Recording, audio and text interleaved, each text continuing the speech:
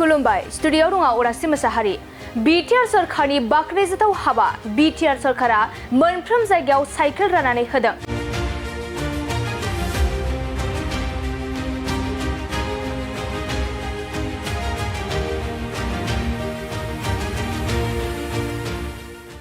देबरगाव ब्लगा कालुगाव सबायझार बीसीडीसी मावख'आव बीटीआर सरकारनि मददजों जिल्लानि मोनफ्रोम जायगायाव एसओपीडी फान्डनिफ्राय फैनाय साइकेलखौ राननानै होदों।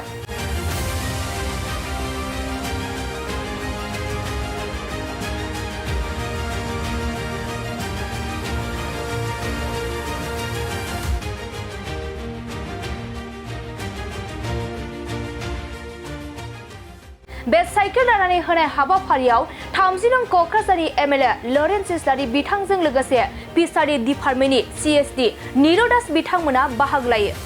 जाय बिथांमोना गोबाव समनिफ्रायनो ना दानानै दखान हाथाय बेफारि खालामो बैसोरबायदि सुबुंफोरनो साइकेलजों लोगोसे बर' बाक्सु हरनाय जादों होननानै फोरमायदों लरेन्स इस्लारिया आरो फैबाय थानाय समफोराव बांसिन सुबुं अनजिमाफोरा मोननो हानाय बायदि सुबिदा खालामना होनाय जागोन होननाबो फोरमायदों। दिनै बीटीसी सरकारनि फिसारि डिपार्टमेन्टनिफ्राय एसओपीडीनि साइकेल आरो बरफनि बक्स दिनै मोनसे राननाय हाबाफारि खालामदों।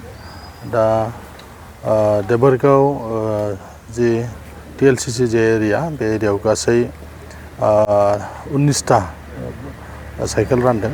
आं गिबियावनो बीटीसीनि मानगोनां चिफ आरो डिपार्टमेन्टनि EM राकेश ब्रह्म बिथांखौ साबायखर बावदों। बिथांमोना मोजां मोनसे हाबाफारि लानायनि थाखाय दायो जों नुनो मोनो लामा सेर सेर गोबां गामियाव बा गोबां ओनसोलाव ना दाननानै फाननाय बेखौ जों नुनो मोनो। नानि बे फालांगिखौ जाहाथे बियो गोजाननिफ्राय जिहेतु लायनांगौ जायो टाउनाव बा गिदिर हाथायाव बेखौ लाबोनानै गामि सिं सिं जिहेतु फाननाय जायो जाहाथे नाफ्रा नस्थ' जाया। दिनै फाननो हायाबा दोनथ'नायनि जे बेबस्था बे बेबस्थाफ्रा बांसिनानो गैयामोन।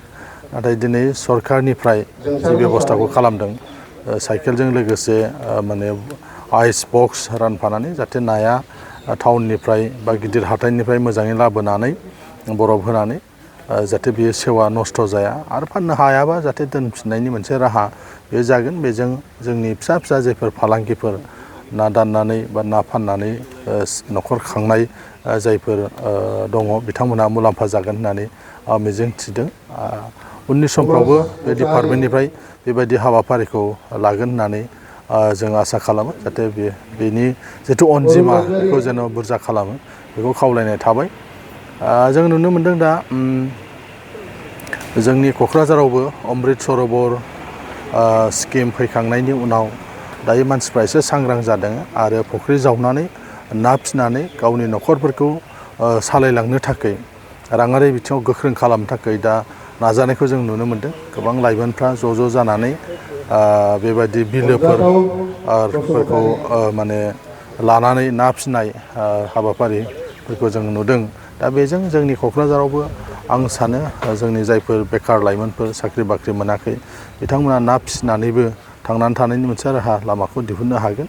जिहेथु जों बयबो मिथिगौ ना आरो दावदैया आसामाव बाहेरा रायजोनिफ्राय फैयो। जोंनि बाहाय जे मोनो बे थोजासे नङा।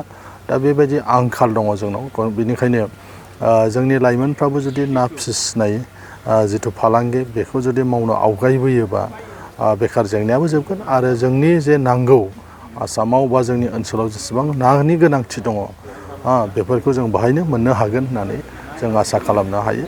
फैगौ समफ्राव जेन' जोंनि लाइमोनफ्रा बिनि फारसे जेन' गोसो होनानै आवगायबोयो। दायो डिपार्टमेन्टफ्रा ट्रेनिं होयो। बे ट्रेनिंफोरखौ लानो थाखाय आवगायबोनांगौ। दायो गोबां डिपार्टमेन्टआव बेबायदि ट्रेनिं जागासिनो दङ।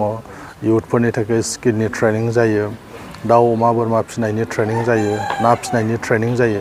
बेफोर ट्रेनिंफ्राव थांनांगौ। ट्रेनिङाव थांबा मा मोननो बेबायदि मानसिफोरनाव साननाय फैयो। खिन्थु नों ट्रेनिंखौ लाखानानै दोनोबा ट्रेनिं लानायनि जुदि सार्टिफिकेट थायोबा नों माबा नङा माबा मोनसे सुजुग सुबिदाखौ मोनगोन। नों गावनो जुदि लन लानो होनोबाबो आंहा जुदि ना फिसिनायनि दाउ अमा फिसिनायनि ट्रेनिं दङबा बेखौ बे सार्टिफिकेटफ्रा खामानियाव फैगोन। बेखौ देखायनानैबो नोंथाङा जिखुनु लन बायदिसिना बेंकफोरनिफ्रायबो बा DIC फोरनिफ्राय लन मोननानै नोंथाङा जे आयदायाव ट्रेनिं लादों बाहाय नोंथाङा सरकारनिफ्राय मदद मोनगोन खामानि मावनो थाखाय दा बेनिखायनो लाइमोनफोरखौ आवगायबोनो थाखाय आं खावलायो আজি আমি কোকৰাঝাৰ জিলাৰ এই কালু গাঁৱত আমাৰ Sopd 23-24 মাছ বেপাৰীৰ কাৰণে bicycle with Aich box distribution কৰা হ'ল হিতাধিকাৰীসকলৰ মাজত এই অনুষ্ঠানটিত আমাৰ কোকৰাঝাৰ বিধানসভা সমষ্টিৰ মাননীয় বিধায়ক শ্ৰীযুত লৰেন্স ইছলাই ডাঙৰীয়া উপস্থিত আছিলে BTCৰ চৰকাৰে বিভিন্ন আঁচনি লৈ আহিছে মাছ পালক আৰু মাছমৰীয়াসকলৰ বাবে আৰু ইয়াৰ ভিতৰত এই বাইচাইকেল উইথ আইচ বক্সৰ এটা আছিলে লগতে আমি মাছমৰীয়াসকলক যিটো সময়ত আমাৰ এপ্ৰিলৰ পৰা জুলাইলৈকে মাছ প্ৰাকৃতিক জলাশয়ত নদী বিল আদিত যিবিলাক প্ৰাকৃতিক জলাশয় আছে এই সময়ছোৱা মাছৰ বংশবৃদ্ধিৰ সময় প্ৰজননৰ সময় সেইকাৰণে মাছ মৰাত কিছুমান বাধা নিষেধ থাকে বাধা নিষেধ আছে আৰু সেই সময়ছোৱাত যদি আমি গাভিনী মাছ মাৰি খাওঁ তেতিয়াহ'লে মাছৰ উৎপাদন পৰৱৰ্তী সময়ত কমি যায় সেইকাৰণে সেই সময়ছোৱাত মাছ মাৰিব নালাগে প্ৰাকৃতিক জলাশয়ত